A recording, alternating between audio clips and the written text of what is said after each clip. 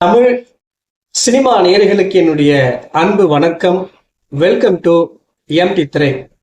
இந்த ஷோல நம்ம என்ன பார்க்க போறோம் அப்படின்னா, இயக்குனர் கார்த்திக் நரேன் இயக்கத்துல நடிகர் அதர்வா, சரத்குமார், ரகுமான் நடிப்புல வெளிவந்திருக்கிற திரைப்படம் தான் நிறங்கள் 3. மிகப்பெரிய எதிர்பார்ப்புகளுக்கு மத்தியில வெளிவந்திருக்கிற இந்த படம் ரசிகர்கள் மத்தியில எதிர்பார்ப்பை பூர்த்தி செஞ்சதா இல்லையா அப்படின்னு சொல்லி பார்க்கலாம் வாங்க. இந்த படத்தினுடைய ஒன்லைன் ஸ்டோரி என்ன அப்படின்னா, 3 கதாபாத்திரங்களை காட்டுறாங்க. ஸோ அந்தந்த கதாபாத்திரங்கள் சந்திக்கும் சிக்கல்கள், அதற்கான தீர்வு என்ன அப்படின்னு சொல்லி இந்த திரைப்படத்தை எடுத்திருக்காரு இயக்குனர் நரேன். முதல் கதாபாத்திரமா ஸ்ரீ அப்படிங்கிற ஒரு மாணவனை காட்டுறாங்க.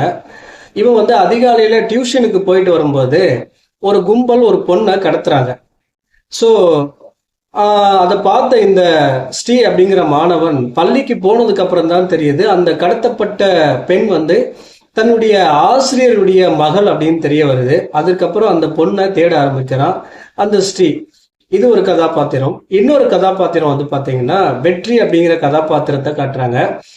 இந்த கதாபாத்திரத்தில் தான் நடிகர் அதர்வா நடிச்சிருக்காரு. இவர் இயக்குனர் ஆகணும் அப்படின்னு சொல்லி ஆசைப்படுறாரு. இதற்காக கதைகளை சொல்றாரு. இவருடைய கதைகளை யாருமே பாத்தீங்கன்னா ஏற்றுக்கொள்ளல, எல்லாமே நிராகரிக்கிறாங்க. ஒரு கட்டத்துல இவருடைய கதையை கேட்ட இயக்குனர் அந்த கதையை வேறொரு நடிகரை வச்சு ஒரு படம் எடுக்க ஆரம்பிக்கிறார். இதை தெரிஞ்ச அதர்வா இதுக்கப்புறம் என்ன பண்ணாரு அப்படிங்கிற மாதிரி ஒரு பக்கம் போகுது. மூன்றாவதா செல்வா அப்படிங்கிற கதாபாத்திரத்தை காட்டுறாங்க. இந்த கதாபாத்திரத்தில் தான் நடிகர் சரத்குமார் நடிச்சிருக்காரு. ஒரு போலீஸ் அதிகாரியா, யாருக்கிட்டையும் ஒரு லஞ்சம் வாங்காத ஒரு அதிகாரியா நடிச்சிருப்பாரு.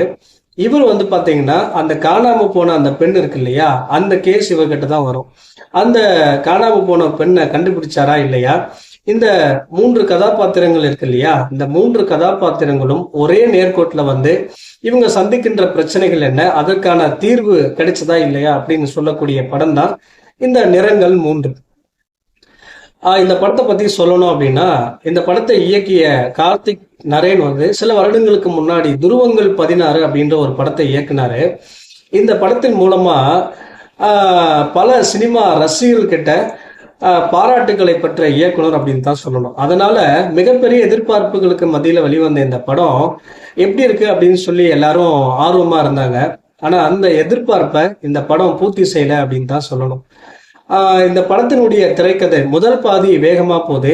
2ஆம் பாதியில திரைக்கதையில கதையில பெரிய அளவுல அழுத்தம் இல்லை.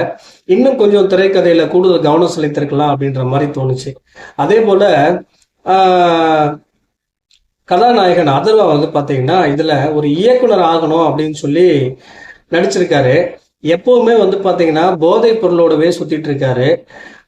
ஒரு இயக்குனர் ஆகணும் அப்படின்னா எப்பவுமே போதைப் பொருள் யூஸ் பண்ணணும் அப்படின்ற ஏதாவது லாஜிக் இருக்கா இல்லையா? ஒரு லாஜிக்கே இல்லாம எடுத்திருக்காரு இயக்குனர். அதே போல நடிகர் சரத்குமார் ஆகட்டும், ரகுமான் ஆகட்டும், அவங்களுக்கு கொடுக்கப்பட்ட வேலையை சிறப்பா பண்ணியிருக்காங்க. இந்த படத்துல இருக்கிற பிளஸ்ஸே என்ன அப்படின்னா, இந்த படத்தினுடைய நடிகர்களுடைய தேர்வு, சரத்குமார் ஆகட்டும், அதர்வா ஆகட்டும், ரகுமான் ஆகட்டும், எல்லாமே சிறப்பாக நடிச்சிருக்காங்க. அதே போல இந்த படத்தினுடைய சண்டை காட்சிகள் பிளஸ் இந்த படத்தினுடைய பின்னணி இசையும் பாத்தீங்கன்னா சிறப்பாக அமைஞ்சிருக்கு.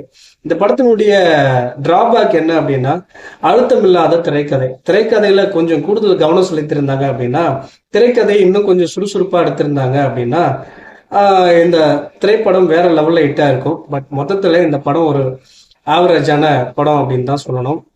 இந்த படத்துக்கு நான் கொடுக்குற ரேட்டிங்கு 5க்கு 2.75. அடுத்த விமர்சனத்தில் சந்திக்கலாம். நன்றி, வணக்கம்.